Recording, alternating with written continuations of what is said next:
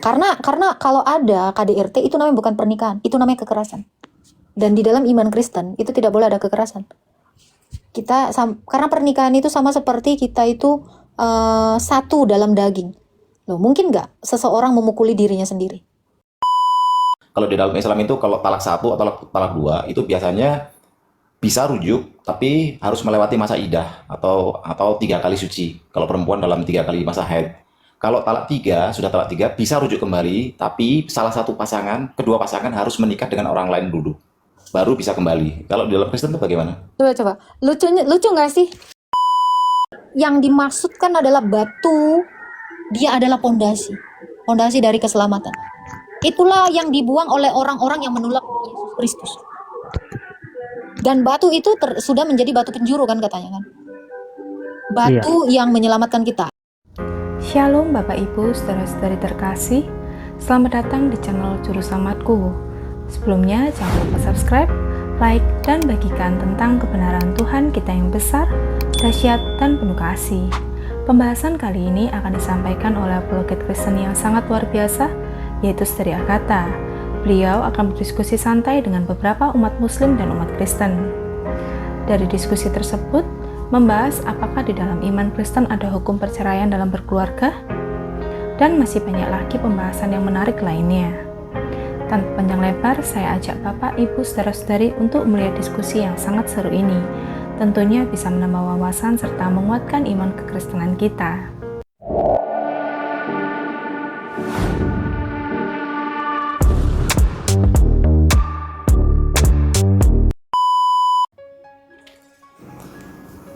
Halo Pak Sugar. Selamat malam. Selamat malam. Agatha semakin keren ya. Apanya tuh Pak?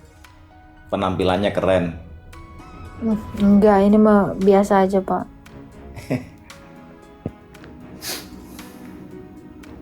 Ya, ada yang mau disampaikan Pak Sugar?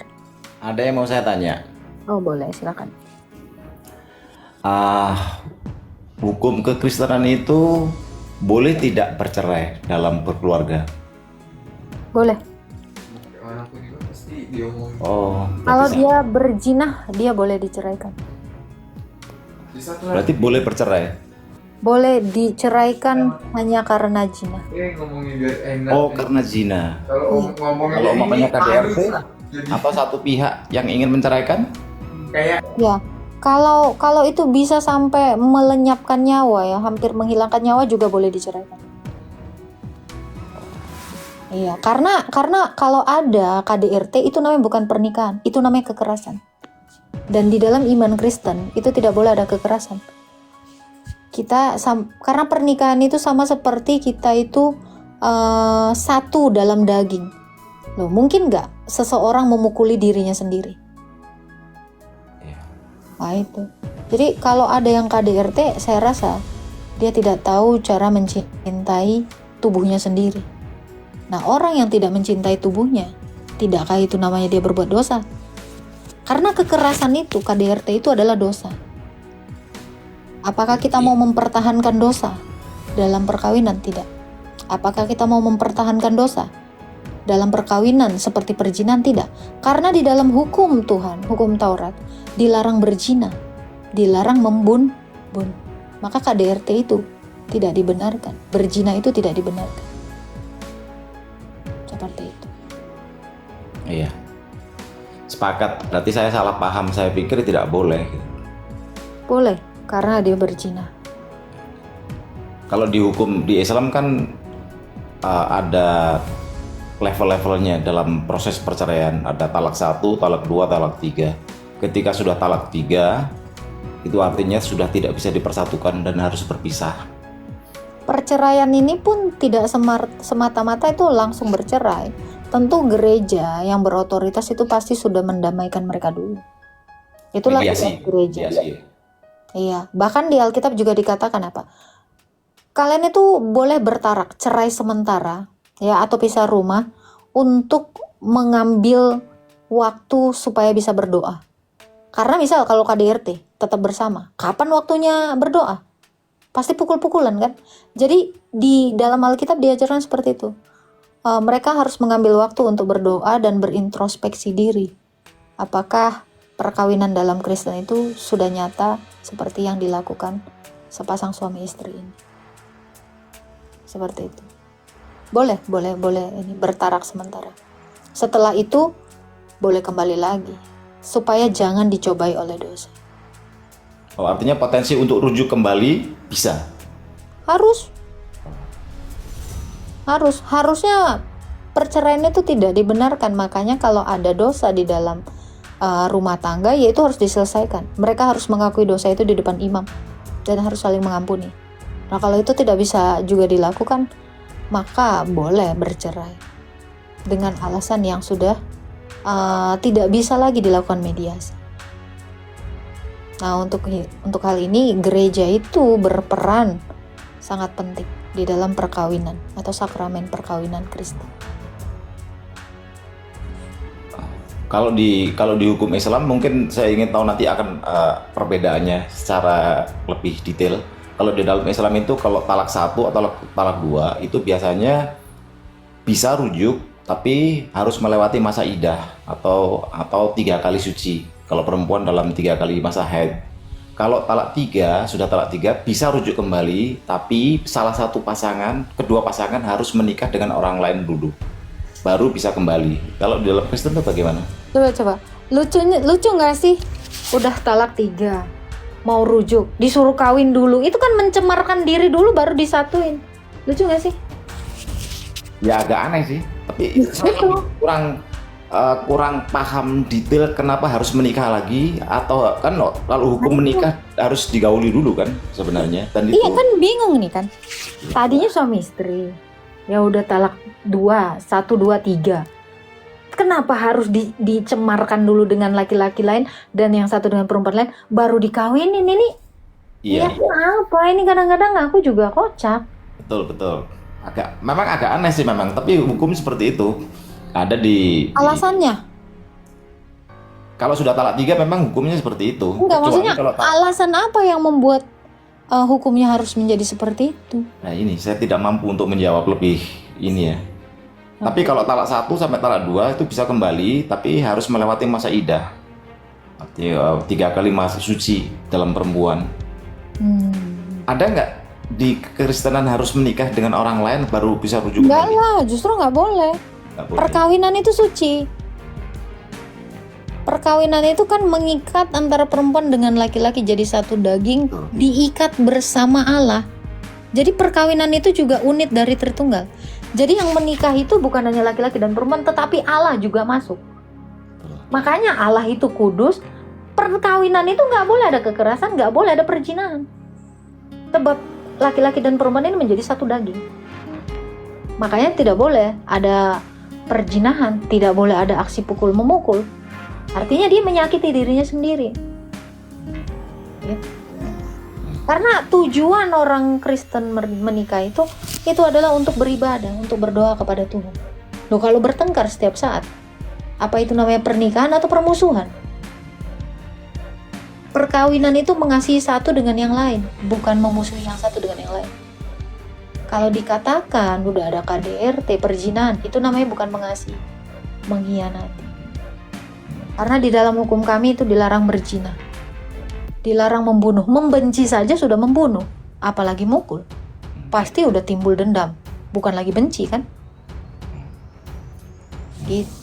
Kalau hanya ucapan aja lisan, Agatha, umpamanya umpamanya saya ceraikan kamu, begini-begini dan sebagainya, apakah itu berpotensi untuk bercerai? Tidak mempengaruhi. Dan orang Kristen itu dilarang mengatakan sesumbar seperti itu. Nggak boleh? Ya nggak boleh lah. Tapi itu kalau diucapkan di dalam Islam itu bisa berpotensi sudah masuk talak gitu. Kalau laki-lakinya, kalau perempuan laki-lakinya, betul. Kalau di Kristen gimana itu? Kalau seandainya sering mengucap saya ingin ceraikan kamu berkali-kali, itu apakah sudah masuk talak? Sampai dia menyampaikan itu kepada gereja. Oh. Ya, tapi gereja yang memutuskan. Ya, tapi orang Kristen itu tidak pernah bermain-main dengan perkataannya. Makanya kami tidak boleh diajarkan seperti itu. Bahkan bersumpah aja kami tidak diizinkan. Gitu. Ya artinya kan potensi manusia kan bisa salah ucap dalam lisan, kan bisa aja. Hukumnya seperti itu. Tapi tetap itu tidak dibenarkan gitu. Tidak dibenarkan. Nah. Berkata-kata bersumpah serapah juga kami nggak dibenarkan. Makanya perkawinan itu sebelum melakukan perkawinan ada yang namanya katekisasi. Jadi dia katekisasi pranikah. Biar dia mengenal seperti apa sih perkawinan di dalam iman Kristen. Dia harus mengenal itu dulu. Tidak boleh sembarangan. Gitu. Jadi jangan suka set ketemu kawin gitu. Saya terima nikahnya gitu, nggak bisa. Iya. Berarti salah saya dulu tuh menganggap bahwa Kristen itu tidak boleh menikah. Bisanya hanya bisa mendoakan. Ternyata bisa ya. Boleh ada kriteria-kriteria khusus ya, yang tadi disebutkan. Sejak awal memang tidak diizinkan menikah, tetapi karena manusia itu sudah jatuh ke dalam dosa, maka Allah mengizinkan ini, perceraian ini. Karena apa? Karena dosa itu kan udah ada. Dosa apa itu? Perzinahan. Makanya di dalam Alkitab juga dikatakan, oleh karena ketegaran hatimu lah sehingga Musa mengeluarkan surat cerai. Jadi kalau ada seseorang ingin menceraikan istrinya, dia harus mengeluarkan surat cerai. Dan hukum inilah yang berlaku di seluruh negara. Berdasarkan dari hukum Taurat Musa yang diberikan Yesus. Makanya orang kalau bercerai ngasih surat cerai kan? Iya. Gitu. Iya. Tapi apakah sama ketika di dalam suatu perkawinan itu laki-laki adalah sebagai seorang pemimpin keluarga? Sama? Laki-laki itu tetap menjadi seorang imam, tetapi perempuan dengan laki-laki itu setara. Sebab perempuan diambil dari rusuk, bukan dari kaki, bukan dari kepala, tapi dari sini, tengah-tengah. Berarti setara, menunjukkan tidak lebih rendah, tidak lebih tinggi. Gitu. Makanya perkawinan di dalam Kristen itu bukan lagi dua, melainkan satu. Jadi laki-laki dengan perempuan, dikatakan begini di dalam Alkitab. Tubuh laki-laki itu adalah milik istrinya. Tubuh perempuan itu adalah milik suaminya. Itu yang namanya saling memiliki. Makanya mungkin nggak kita memukul diri kita sendiri. Itu kan perbuatan konyol. Perkawinan di dalam Kristen seperti itu, mengasihi istrinya. Sama seperti dia mengasihi dirinya sendiri. Tidak ada kesenjangan, tidak ada yang boleh lebih tinggi atau yang lebih rendah. Karena keduanya setara. Satu. Karena gini bang, konsep perkawinan kita itu sama seperti konsep penciptaan. Dulu yang diciptakan Tuhan itu hanya Adam. Satu kan. Lalu Hawa ini diambil dari diri Adam. Dijadikan dua. Lalu disatukan kembali. Makanya perkawinan itu ya, itu seperti penciptaan. Seperti penciptaan. Konsepnya itu, karena mau tidak mau, apapun agamamu, kalian itu mau megang prinsip Kristen. Karena betul nggak? Kalau di dalam iman kalian juga, Hawa itu berasal dari rusuknya Adam. Iya. Ya, Tulang rusuk laki-laki ya. Maka perkawinan pun seperti itu, karena Adam diciptakan dengan satu Hawa. Ya. Mungkin tidak. Adam dengan Hawa. Gak bisa. Itu bukan konsep penciptaan, karena konsep penciptaan itu adalah konsep pernikahan. Sebab dari pernikahan ada keturunan. Sebab adanya Adam dan Hawa, maka ada keturunan. Ya. Ya. Terima kasih. Jadi ya terima kasih. Tuhan memberkati Pak Sugar. Sehat selalu ya. Amin. Boleh diturunkan sayang. Oke.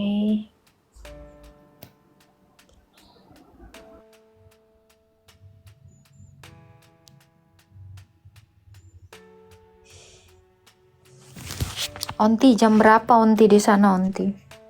10.41 Bun. Masih siang.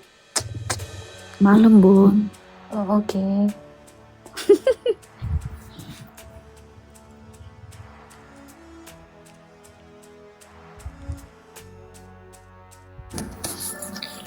Halo.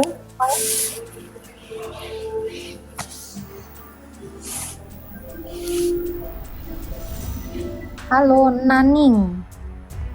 Nani, mami, nani, kalau gede. Halo, selamat malam. Oke, Salam. salam Pak.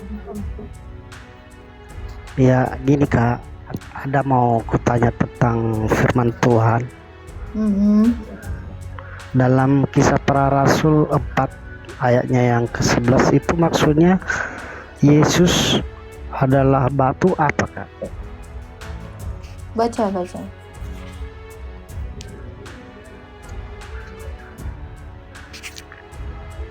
Baca. Ini tentang pondasi iman. Onti bisa bantu bacakan Onti? Kisah Rasul 4 ayat 11. 12. 4:11. Oke. 11 Yesus adalah batu yang dibuang oleh tukang-tukang bangunan, yaitu kamu sendiri, namun ia telah menjadi batu penjuru. Gitu. Yesus itu adalah batu yang dibuang tukang bangunan, yaitu kamu sendiri. Kamu di situ adalah bangsa Israel. Orang-orang yang menolak Kristus itu sebagai pondasi keselamatan. Karena di dalam 1 Korintus 12 ayat 3 dikatakan, tidak ada yang meletakkan dasar iman itu selain di bawah dasar Kristus Yesus. Coba bacakan dulu Onti. Nih, ini korelasinya ke situ. 1 Korintus 12 ayat 3 ya. Ya. Karena itu aku mau meyakinkan kamu bahwa tidak ada seorang pun yang berkata-kata oleh Roh Allah. Ayat berapa itu? 1 Korintus 3. Oh 3 ayat 12. Iya, ayat 12. Coba baca. Entahkah orang 11 ayat 11. 11, oke. Karena tidak ada seorang pun yang dapat meletakkan dasar lain daripada dasar yang telah diletakkan, yaitu Yesus Kristus. Sebagai dasar, lanjut satu lagi. Entahkah orang membangun di atas dasar ini dengan emas, perak, batu permata, kayu, rumput kering, atau Oke. jerami. Sudah cukup. Jadi yang dimaksudkan adalah batu, dia adalah pondasi dari keselamatan. Itulah yang dibuang oleh orang-orang yang menolak Kristus. Dan batu itu sudah menjadi batu penjuru kan katanya kan. Batu yang menyelamatkan kita. Ayat 12-nya Onti dari 1 Korintus Kisah Para Rasul 4 ayat 12 itu. Oke. Dan keselamatan tidak ada di dalam siapapun juga selain di dalam Dia, sebab di bawah kolong langit ini tidak ada nama lain yang diberikan kepada manusia yang olehnya kita dapat diselamatkan. Ya, maksud dari batu itu adalah keselamatan, penjuru. Tadinya dia adalah batu yang dibuang, tapi dia menjadi batu penjuru. Tadinya dia ditolak bangsa Israel, padahal keselamatan itu berasal dari dia. Itulah yang dimaksud dengan batu yang dibuang tukang bangunan. Tukang bangunannya itu bangsa Israel. Dan batu yang dibuang tukang bangunan itu menjadi batu penjuru, menjadi keselamatan di bawah kolong langit ini. Itu maksudnya Bang De. Baik Kak. Baik. Ada paham? Paham Kak, paham.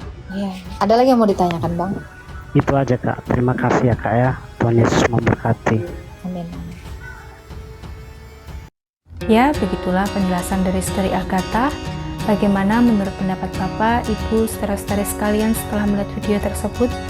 Tentu kita semua pasti merasa terberkati dan juga menambah wawasan tentang juru selamat kita, yaitu Tuhan Yesus Kristus. Mari kita sama-sama belajar terus tentang kebesaran dan kebenaran Tuhan Yesus melalui video-video selanjutnya. Shalom dan Tuhan Yesus memberkati.